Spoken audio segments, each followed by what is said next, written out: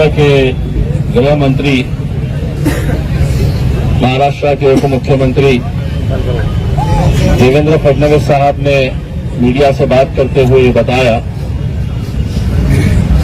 कि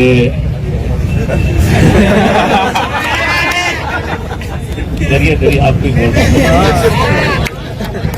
ये बताया है कि यह आंदोलन अब बंद कर देना चाहिए।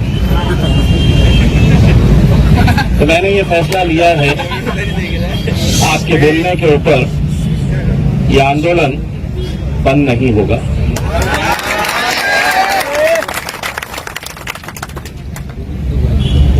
और आपने उस वक्त हमें बोलने का इख्तियार खत्म कर दिए जब अपने कानून की धज्जियां उड़ाते हुए, जब मामला अदालत में चल रहा है तो अदालत का फैसला आने से पहले जब आपने ये पैगाम दे दिया कि हम अदालत को भी नहीं गिनते, अगर आप अदालत को नहीं गिनते तो इम्तियाज जलील भी आपको नहीं गिनता।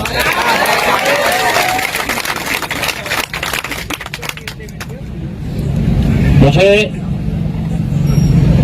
जितनी खुशी है कि आज अल्हम्दुलिल्लाह हम 8 दिन से यहां पर बैठे हुए हैं, हर रोज नए नए चेहरे यहां पर देखने को मिलते हैं, लेकिन मेरी जितनी उम्मीदें थी कि ये मुद्दा कोई इम्तियाज जलील के नाम का नहीं है कि मेरा नाम बदल रहा है या किसी शख्स का नाम बदल रहा है, किसी इमारत का नाम बदल रहा है, किसी सड़क का नाम बदल रहा है। ये हमारे शहर का, हमारी पहचान का नाम बदलने के बावजूद भी अगर हम देख रहे हैं कि महज कुछ हजारों के अंदर लोग अगर इसे साइन करके दे रहे हैं, महज चंद हजार अगर सिग्नेचर्स वहां तक पहुंचे हैं, तो कहीं ना कहीं मेरे मन में यह सवाल आ रहा है कि इम्तियाज जलील, तुम ये अपना वक्त जाया तो नहीं कर रहे, तुम एक ऐसी लड़ाई तो नहीं लड़ रहे हैं जिसका नतीजा निकलने से पहले ही लोग ये समझ रहे हैं कि हम हार गए हैं। वरना क्या वजह है कि जो जिला अपने खासदार को चुनने के लिए इतनी मेहनत करके 4 लाख वोट दे सकता है, तो वो 4 लाख लोग कहां गायब हो गए हैं, कहां चले गए हैं वो लोग? जिस शिद्दत के साथ, जिस ताकत के साथ, जिस जुनून के साथ, जिस दीवानगी के साथ तुम लोग मुझे जिताने के लिए मेहनतें कर रहे थे, मैंने कल भी ये बात कही थी, आज दोबारा दोहरा रहा हूं। अगर मुझे मौका मिला, सरकार ने मुझसे ये कहा कि तुम्हें खासदारकी चाहिए या औरंगाबाद चाहिए, तो इम्तियाज जलील कहेगा कि मुझे औरंगाबाद चाहिए। लेकिन अगर हमारे अपने शहर के ही लोग इतने बेबस और मुर्दा हो चुके हैं, जिंदा लाशों की तरह अगर वो चल रहे हैं और ये दावा कर रहे हैं कि मैं इंसान हूं, मेरी सांसें चलती है, मैं इंसान हूं, मुझे शक होता है। हम मुर्दा हो चुके हैं, हम जिंदा लाशों की तरह चल रहे हैं, हमारे अंदर लड़ने की क़ुव्वत खत्म हो चुकी है। ये लड़ाई जब हमने लिए हाथों के अंदर, तो मुझे भी नहीं पता था कि कितने लोग आएंगे, क्या लोग बैठेंगे इंडेफिनेट तौर के ऊपर, मुझे नहीं पता था। लेकिन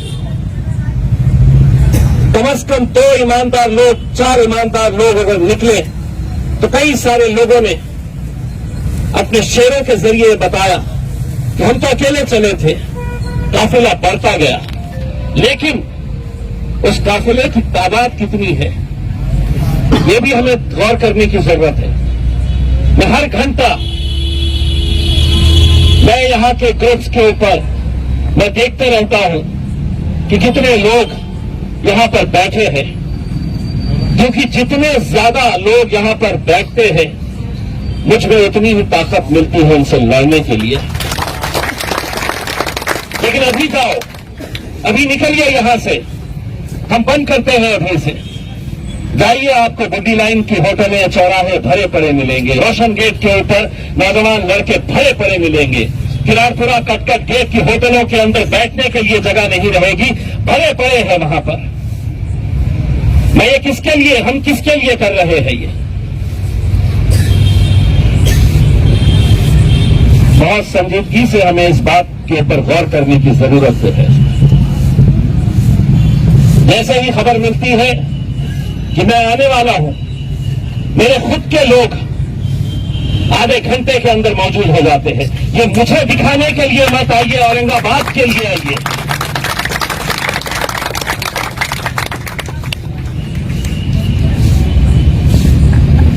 मेरे भाइयों, आपने देखा होगा कि जिस आंदोलन को आपने शुरू किया है उसकी गूंज कहां तक सुनाई दे रही है। विधानसभा के अंदर, विधान परिषद के अंदर हर मंत्री, आमदार, हर एक की जबान के ऊपर यह है। पुलिस प्रशासन, सरकार, हुकूमतें, सेंट्रल गवर्नमेंट पूरी इस बात के ऊपर नजर रखे हुए है। ये कैमरा पुलिस का है, ये यहां पर लगाया इसीलिए गया है कि यहां पर बैठने वाले कौन लोग हैं, यहां पर बोलने वाले कौन लोग हैं, क्या यहां पर कोई गलत तरह की बातें हो रही हैं, क्या किसी शिवसेना के आमदार ने पुलिस को बताया है, पुलिस कमिश्नर को, कि यहां पर गुंडे बैठते हैं, गुंडों का जमावड़ा हो रहा है। ये देखने के लिए ये सब किया जा रहा है। लेकिन अगर तुम समझेंगे कि नहीं, मैं तो घर में आराम करूंगा, धूप है, मैं क्यों यहां पर आकर बैठूं, मुझे धूप में तकलीफ होती है, मैं घर में अपना आराम करूंगा, आप कह दीजिएगा कि नहीं, हमें औरंगाबाद नाम अब नहीं चाहिए। 10 मिनट लगेंगे हमें ये मंडप निकालने के लिए, अपने अपने घरों पर चले जाएंगे। आपके दिल में क्या रहेगा मुझे नहीं मालूम, लेकिन इम्तियाज जलील के दिल के अंदर ये जिंदगी भर ये बात रहेगी कि कोई मेरा साथ दिए ना दिए, लेकिन इम्तियाज जलील, तूने ईमानदारी के साथ मेहनत करी थी, कोशिश करा था तूने। क्या वजह है कि आज मुशायरे का कार्यक्रम रख लीजिएगा। अभी हुआ था कुछ दिन पहले, भरा पड़ा था, हॉल भरा पड़ा था, बैठने के लिए जगह नहीं थी, मुशायरा चल रहा था, शेर व शायरी सुनना है। आम खास मैदान के ऊपर मैंने आईजे फेस्टिवल किया, 21 दिन का फेस्टिवल था, बैठने के लिए जगह नहीं रहती थी, बैठने के लिए जगह नहीं रहती थी। क्रिकेट देखने आ रहे हैं, फुटबॉल देखने आ रहे हैं, गजलों का प्रोग्राम, कव्वाली सुनने के लिए आ रहे हैं। कहां मर गए हैं, कहां चले गए हैं वो लोग? क्या इन बातों को संजीदगी से गौर करने की जरूरत नहीं है? और हम इसे संजीदगी से नहीं ले रहे हैं, इसीलिए अब सरकार को भी लग रहा है ये कितने दिन बैठेंगे, कितने दिन बैठेंगे, कितने दिन लड़ेंगे। क्या हमारी जिम्मेदारी नहीं है कि हम घर घर जाए, फॉर्म भरे, जो लोग नहीं भर रहे? क्या यहां पर इस पेंडॉल के अंदर बड़े लिखे, बड़े अच्छे अच्छे डॉक्टर्स, बड़े अच्छे अच्छे वकील, बड़े अच्छे अच्छे प्रोफेशनल्स, कितनों को देखा है आपने? नहीं, उनको तो अपना सेक्युलरिज्म जिंदा रखना है कि नहीं, मैं गया तो तस्वीर में आ जाऊंगा, मैं गया तो दूसरों की नजरों के अंदर आ जाऊंगा। तुम यहां नहीं आकर हमारी नजरों के अंदर गिर जा रहे हैं, तुम हमारी नजरों से गिर रहे हैं तुम। वरना चलिए, कल हम मुशायरे का प्रोग्राम रखते हैं, बड़े बड़े शोरा को बुलाते हैं, पहली सफ में बैठने के लिए मरेंगे, पहली सफ में बैठना है मुझे।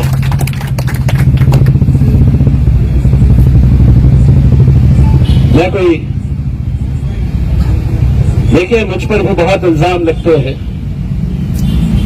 बहुत इल्जाम। आप मेरा फेसबुक पेज खोल के देखिएगा, मेरी इस तकरीर के बाद आप देखिएगा मेरे फेसबुक पेज के ऊपर अगर 500 कमेंट्स आते हैं तो 400 सिर्फ मुझे गालियां देने वाले आते हैं, सिर्फ गालियां देते हैं मुझे। तुझे अगर इतना ही है तो पाकिस्तान चले जा। मैं क्या जवाब दूं उन्हें? क्या बोलना चाहिए मैंने उन्हें? कि नहीं, मैं मुट्ठी भर लोगों को लेकर यहां पर बैठा हुआ हूं और बहुत बड़े एक मकसद को हासिल करने की मैं कोशिश कर रहा हूं। मुट्ठी भर लोगों को, हमारी आबादी क्या है? इतने जो लोग यहां पर खड़े हैं, ये तो मेरे हिसाब से कटकट गेट के अंदर 4 होटलों के अंदर बैठे होंगे। क्या ये सच्चाई नहीं है? खुदी लाइन के चौराहे पे चले जाइए। मैंने तो आज बार बार ये बात दोहरा रहा हूं उन तमाम सियासी पार्टियों को कि तुमसे अगर इम्तियाज जलील से तुम्हें शिकायत है, तुम अपना मंडप बाजू लगा लो, मेरे साथ मत आओ, या बोलो कि इसका नेतृत्व हम करेंगे। इम्तियाज जलील तो हमारे पीछे रहना, इम्तियाज जलील तुम्हारे पीछे रहने के लिए तैयार है।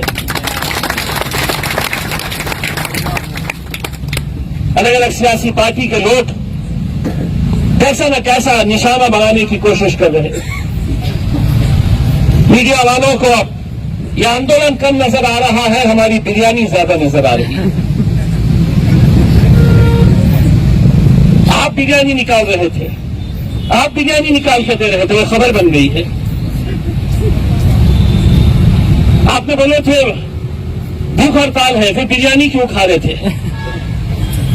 फिर बिरयानी कैसी खाई गई? आपने तो बोला था कि अनशन रहेगा करके।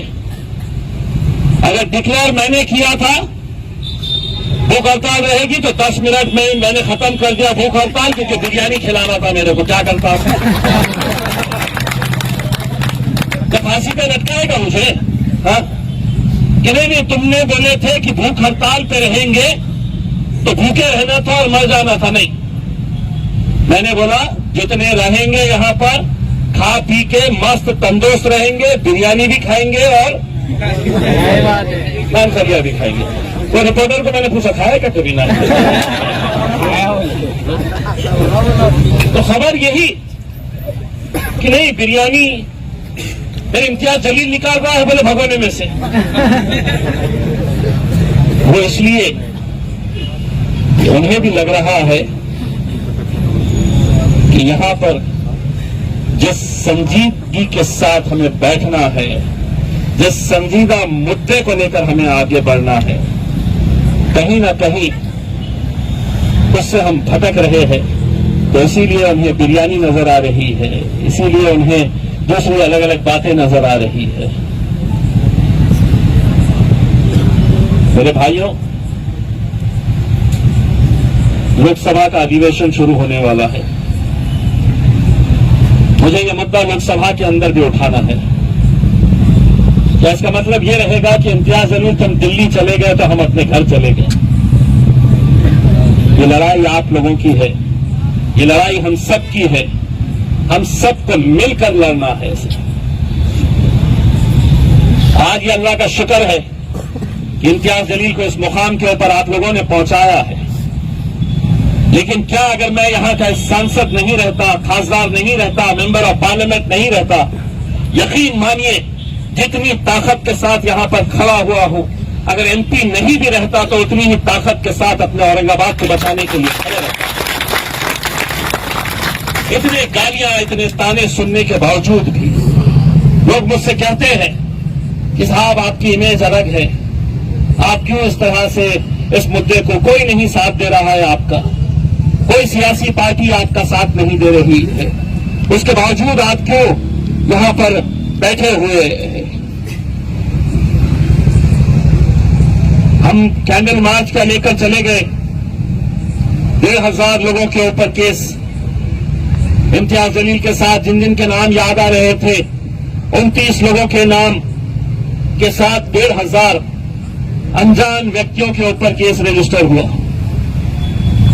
आप लोग सब कैंडल मार्च में थे?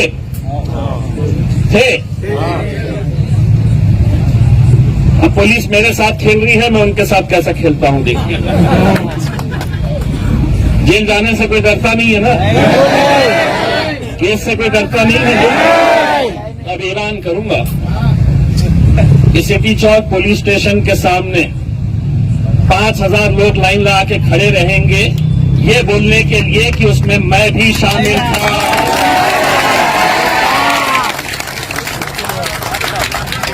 लाइन लगा के खड़े रहेंगे और अंजाम कुछ नहीं है।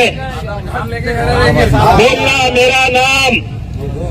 मेरा नाम ये है। मैं कैंडल लेकर मोमबत्ती, बड़ी मोमबत्ती लेकर चल रहा था यहाँ से सर्कल गेट तक। मेरा नाम लिखो, क्योंकि मेरा नाम है, मैं कोई अनजान नहीं हूं। तो मेरे खिलाफ करो, मैं 5000 लोगों को पुलिस स्टेशन के सामने खड़े करूंगा। तुम सबको मेरे साथ चलना होगा। जमहूरियत के अंदर हमें इख्तियार नहीं है कि हम आंदोलन नहीं कर सके। सारे कानून तुम्हारे लिए बने हुए कि तुमने जो बोल दिया सो बोल दिया, और हमने खामोशी के साथ सर झुकाकर जी साहब आपने बोल दिए हैं, अब आंदोलन वापस करो। तो अब इम्तियाज जलील कहेगा हाँ, आप तो गृह मंत्री हैं, आपका सुनूंगा मैं। अरे चलिए, आपके जैसे कितने आए और कितने गए हैं। जिसके साथ रहती है हुकूमत उनके साथ रहती है, और औरंगाबाद की जनता इस मुद्दे के ऊपर एक है, एक ताकत के साथ खड़ी हुई है। एक दूसरी बात, अगर जोर जबरदस्ती से अगर ये आंदोलन को बंद करने की कोशिश की गई, मैं सरकार और प्रशासन को बताना चाहता हूं कि ये आंदोलन कुछ भी नहीं है। इससे बड़ा आंदोलन मैं खड़ा करूंगा अगर जबरदस्ती अगर इसे बंद कर दिया। हम इस पंडाल के अंदर बैठे हैं, हमारा जमहूरी इख्तियार है, अधिकार है हमारा। ये कई ऐसे आंदोलन इसी जिलाधिकारी दफ्तर के सामने यहां पर होते हैं, कई कई दिन तक चलते हैं, कई दिन तक, कई महीनों तक डिविजनल कमिश्नर ऑफिस के सामने, कलेक्टर ऑफिस के सामने चलते हैं। और हम किसके लिए? हम अपने जाति किसी काम के लिए नहीं बैठे हैं, हम अपनी पहचान को बचाने के लिए यहां पर बैठे हुए। मेरे भाइयों, मुझे भी मालूम है, पहले दिन जब बैठे तो बहुत सारे लोग बैठे, दूसरे दिन सुबह जोश में बहुत सारे लोग आए, दूसरे दिन उनकी तादाद घटी, तीसरे दिन घटी। फिर अब्दुल्ला भाई को किसी ने तंज मारकर कहा कि वहां पे तो लोग ही नहीं है, तो उन्होंने जवाब दिया 4 लगेंगे करके। लेकिन आप ये सोचिएगा कि आप यहां पर जब बैठते हैं तो जिलाधिकारी के दफ्तर के अंदर खिड़कियों से लोग झांक कर देखते हैं कि कितने लोग बैठे हुए हैं करके। आईबी के लोग डेली अपनी रिपोर्ट देते हैं केंद्र सरकार को, राज्य सरकार को, कि आंदोलन बढ़ता जा रहा है या घटता जा रहा है। आपके जोश को देखकर वो अपनी रिपोर्ट तैयार करते हैं कि ये सिर्फ हुल्लड़बाजी करने के लिए आए हैं, ये सिर्फ तमाशा बनकर आए हैं यहाँ पर कि क्या तमाशा चल रहा है देखें। ये सही मानों में इनके अंदर एक बेचैनी है, एक तकलीफ है, एक दर्द है कि नहीं, मुझे इसके खिलाफ लड़ना है, डट के खड़े रहना है। आप सबको मैं अदबन गुजारिश करना चाहूंगा कि मैं रहूं ना रहूं, ये लड़ाई आप लोगों की, हम सब की लड़ाई है। हम सबको मिलकर इसको, हमें भी मतलब सुप्रीम कोर्ट के अंदर हमने अवैसी साहब के जरिए सुप्रीम कोर्ट के कुछ अच्छे लॉयर्स के साथ मीटिंग हमने रखवाई है दिल्ली में, उनके साथ हम डिस्कस करेंगे। लेकिन मैं बार बार जो बात कहता हूं, जो लोग मुझसे ये कहते हैं कि क्या हो गया है, क्या होगा, सरकार ने निकाल दिया है, ये आंदोलन की गूंज अदालत तक भी पहुंचनी चाहिए। ये आंदोलन की आवाज अदालत तक भी पहुंचनी चाहिए, वरना सरकारी वकील तो खड़े रहकर यूं कह देगा कि साहब कोई नहीं था विरोध करने वाला, हंसी खुशी लोगों ने कबूल कर लिया, हमने जब नोटिफिकेशन निकाला कोई सड़क पर नहीं आया, कोई आंदोलन नहीं हुआ, किसी तरह का किसी ने कोई विरोध नहीं किया। क्या होगा फिर? और वो कहते हैं कि नहीं क्या होगा, क्या हासिल कर लेंगे, आप यहां पर बैठे हुए हैं, दिन भर बैठे हुए हैं। मैं कितनों को कैसी कैसी बातें समझाऊंगा, मैं कितना समझाऊंगा। मुझे कोई शौक नहीं है। यहाँ के कोई हमारे जो जिम्मेदार यहाँ पर दिन भर मेहनत कर रहे हैं वो ऐसे ही अपना वक्त जाया नहीं कर रहे हैं। कहीं न कहीं अदालत का फैसला भी इस आंदोलन से जुड़ा हुआ है। अदालत को भी ये पता चलना चाहिए कि हजारों की तादाद के अंदर रोज इकट्ठा होते हैं लोग, दिन और रात बैठे हुए हैं, पूरी मुहिम वो चला रहे हैं, पूरे अमन के साथ वो कर रहे हैं, उनके अंदर नाराजगी है। ये मैसेज जाना बहुत जरूरी है। मैं सिर्फ आप लोगों से यही कहूंगा कि मैं अगर दिल्ली में सुप्रीम कोर्ट के अंदर ये लड़ाई क्या कैसी हो सकती है, हाई कोर्ट के अंदर अभी मामला चल रहा है, हाई कोर्ट के अंदर भी 27 तारीख के दिन की जो डेट है उसमें हम क्या कर सकते हैं, इन सब बातों के लिए हमें वहां पर भी जाकर चर्चा करने की जरूरत है। मैं आप लोगों से यही गुजारिश करूंगा कि जब मैं इलेक्शन लड़ रहा था 2019 का, तो मैंने एक नारा दिया था कि हर कोई अपने आप को इम्तियाज जलील, मैं भी इम्तियाज जलील हूं। मैं अगर दिल्ली में बैठकर अगर कोई तस्वीर देखूं कि यहां पर महज 8, 10, 20 लोग बैठे हुए हैं तो मुझे बहुत तकलीफ होगी इस बात की। और मैं अगर ये पंडाल भरा हुआ देखूं, मैं अगर इस सड़क के ऊपर लोगों का हुजूम देखूं, तो मुझे भी फख्र होगा कि एक इम्तियाज जलील वहां चला गया है, लेकिन इतने इम्तियाज जलील यहां पर मौजूद हैं।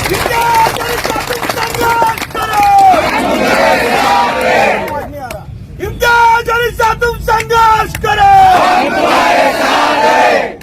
मुझे कितनी खुशी होती है जब वो लोग चाय यहाँ पर लेके आके चाय बांट रहे हैं, तो खाने की जिम्मेदारी ले लिया है कि साहब आज मैं खाना खिलाऊंगा करके। ये भी एक तरह की एक खिदमत कर रहे हैं उन बच्चों के लिए जिन्होंने अपना कारोबार छोड़कर यहाँ पर आकर बैठे हैं। आज हमारे ही बीच में लोग कहते हैं कि साहब कल का खाना मैं भेज रहा हूँ। मैं भी चाहता हूं कि एक पब्लिक मूवमेंट बनना चाहिए इसमें, कि मैं नहीं आ सक रहा हूं तो चलिए जो बच्चा बैठा हुआ है उसको कम से कम मैं चाय पिलाऊं, उसको कम से कम मैं खाना खिलाऊं। ये पब्लिक मूवमेंट है, कोई हम किसी के दावत में नहीं आए हैं, किसी की शादी में या किसी का लंगर नहीं चल रहा है यहाँ पर। ये मूवमेंट बनना चाहिए उसमें। जब इस्तेमाल होता है तो आपने देखे कि हर इंसान अपने हिसाब से उसमें खिदमत करता है, कोई खुद जाकर वहां पर करता है, कुछ अनाज भेजता है। ये एक मूवमेंट रहता है, एक अच्छा काम के लिए मैं अपना हाथ बता रहा हूं। ये भी किसी तरह से एक ऐसा ही हमारा इज्तिमा है जिसके अंदर हम यहां पर आज आपको लग रहा होगा कि ये तो शहर का नाम बदला जा रहा है, इसका दीन से क्या लेना देना है, लेकिन आप समझ नहीं रहे हैं ये तो सिर्फ शुरुआत है, ये सिर्फ शुरुआत है। कल अगर यही सरकार ने अपने आंकड़ों के बलबूते के ऊपर कि मेरे पास तो हुकूमत है, मैं फरमान जारी कर दूंगा कि अब अनीस के सर के ऊपर टोपी नहीं रहेगी, वो जब सड़क के ऊपर निकलेगा तो उसके सर पे टोपी नहीं रहनी चाहिए, क्योंकि यूनिफॉर्म सिविल कोड है इस देश के अंदर। अब अपनी मजहबी शिनाख्त हम सड़क के ऊपर नहीं दिखा सकते हैं, और कर सकती है क्योंकि हम तो मुर्दार हो चुके हैं, हम तो मर चुके हैं, हम तो जिंदा लाशों की तरह अपनी जिंदगी गुजार रहे हैं। हमें क्या लेना देना है? मैं थोड़ी टोपी पहनता हूं, ये तो अनीस पहनता है, अनीस के सर पे से टोपी निकली है, मेरा क्या लेना देना है?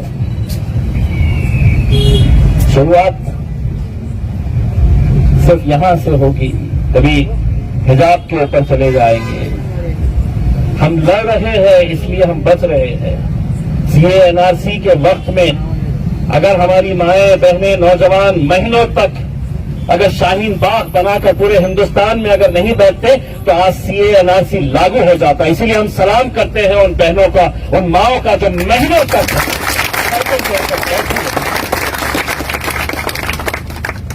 आप लोग जिम्मेदारी लीजिए।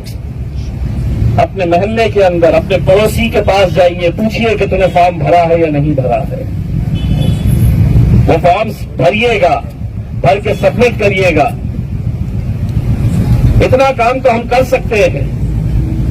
अगर फॉर्म्स नहीं है तो किसी से मदद लीजिएगा, यहां से फॉर्म्स कलेक्ट करिएगा। हमारे वॉलंटियर्स को बोलिएगा कि मैं जाऊंगा, मुझे फॉर्म दीजिएगा, मैं भर कर लेकर आऊंगा। इतना काम भी अगर हम नहीं करेंगे और ये उम्मीद करेंगे कि नहीं अब ये फैसला आ जाएगा क्योंकि हम बैठे हुए हैं यहां पर, तो नहीं होने वाला है। हर तरह की लड़ाई हम ऑब्जेक्शन जितने ज्यादा डालेंगे, कहीं ना कहीं अदालत के अंदर वो गट्ठे हम ले जाकर अदालत के सामने रखेंगे कि अगर इतने ऑब्जेक्शंस आए हैं, लोगों की ये भावना है, लोगों की ये मांग है, तो तुम्हें इसकी दखल लेनी होगी। अगर आएंगे ही नहीं, आएंगे ही नहीं। आप पूछिए नौजवान लड़कों से, चलते चलते पूछिए तुमने फॉर्म भरा है क्या करके, कितने लोग कहेंगे आपको। निकलिए घरों के बाहर, अगर यहां नहीं बैठे हैं तो जाइए पड़ोस में, अपने मोहल्ले के अंदर जाइए।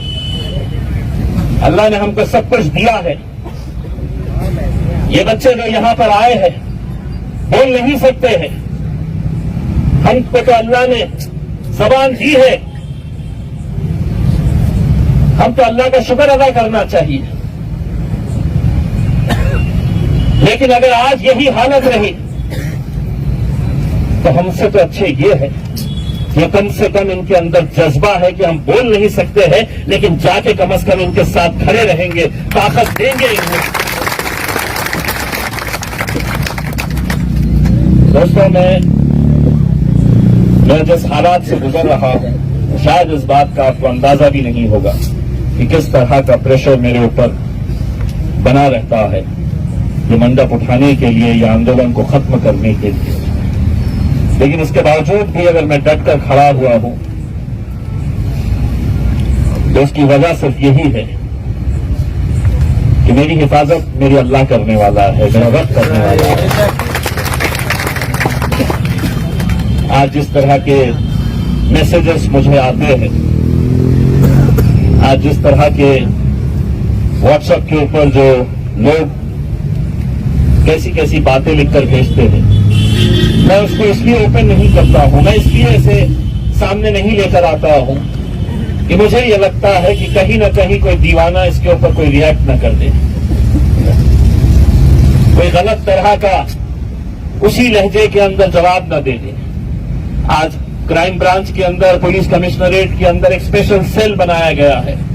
एक स्पेशल सेल पूरी तरह से काम कर रहा है कि सोशल मीडिया के ऊपर इस बारे में कौन कैसा बयान दे रहा है करके।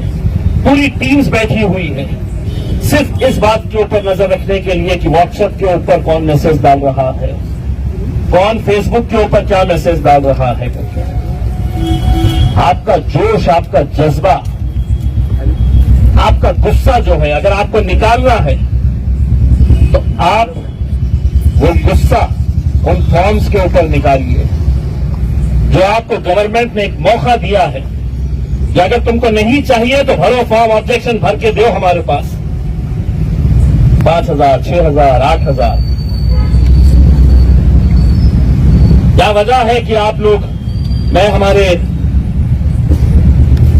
पठानी में जो बैठे हुए हैं शाहिद मतीन साहब, पहले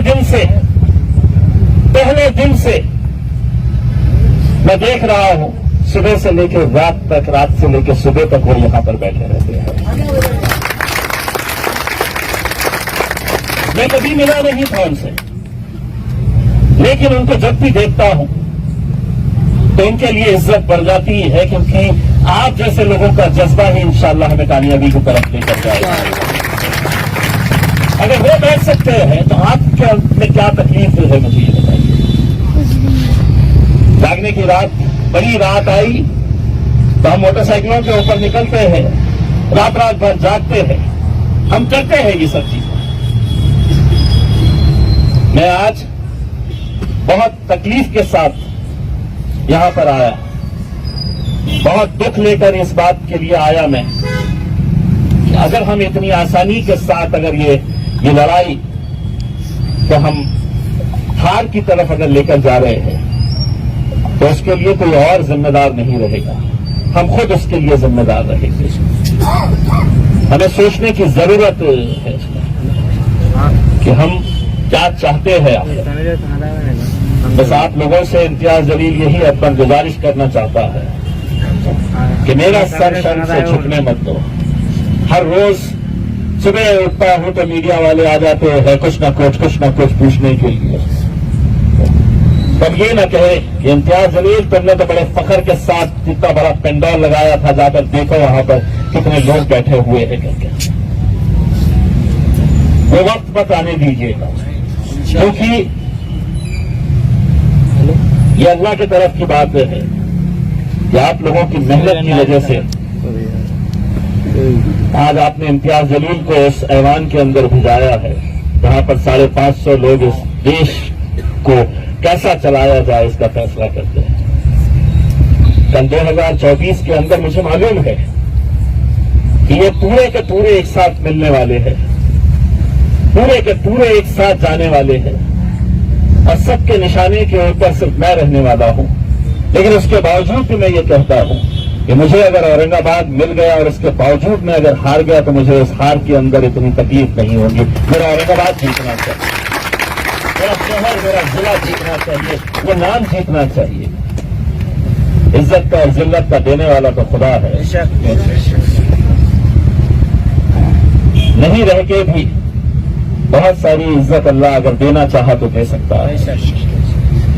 बस आप लोगों से यही अदबन गुजारिश है कि मैं परसों दिल्ली जाऊंगा, कल का एक दिन संडे है, बहुत सारे लोगों के पास छुट्टी होती है, कारोबार बंद होते हैं, उसमें आप अपना वक्त निकालिए, जितने ज्यादा रजिस्ट्रेशन हो सकते हैं वो रजिस्ट्रेशन करिए।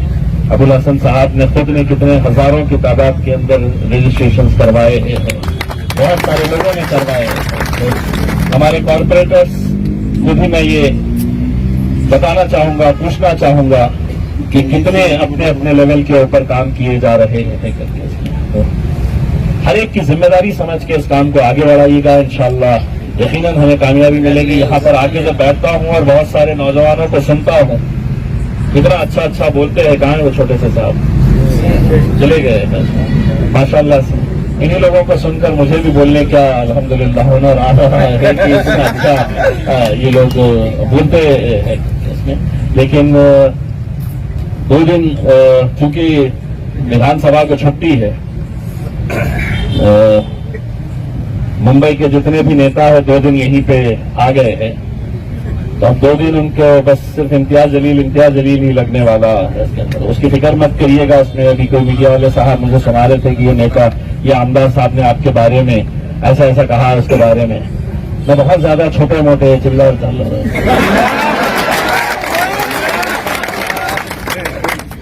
बहुत ज्यादा देता नहीं है। चिल्लर भी हो तो अपने मैार का का रहा तो फिर बात करने में भी मजा आती है। चिल्लर गिनती साहब अब दिल्ली में जाकर है तो छोटे मोटे नेताओं को तो बोलते हैं सीधा सिर्फ 2 ही लोगों से बात होगी, मोदी, अमित शाह, बस बाकी और किसी को नहीं। यही 2 लोगों को। अब जब उनको करते हैं तुम्हारे बाप के बाप को हम वहां पे ढूंढते हैं तो तुम्हारी क्या है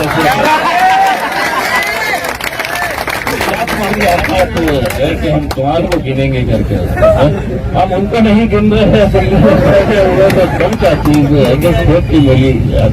खैर अल्हम्दुलिल्लाह बहुत बहुत आप लोगों का शुक्रिया और उम्मीद करता हूं मैं कि मेरी बातों को आप संजीदगी से लेंगे, एक भाई की तरफ, एक भाई की हैसियत से, एक दोस्त की हैसियत से, एक आपके चाहने वाले की हैसियत से आप लोग इसको संजीदगी से लेंगे और कल ही आप लोग ये दिखा देंगे कि हमने ये आंकड़ा किस तरीके से बढ़ाए है, फॉर्म्स भरने का, यहाँ पर बैठने का और ये आंदोलन को जारी रखने का। बहुत बहुत शुक्रिया वापस।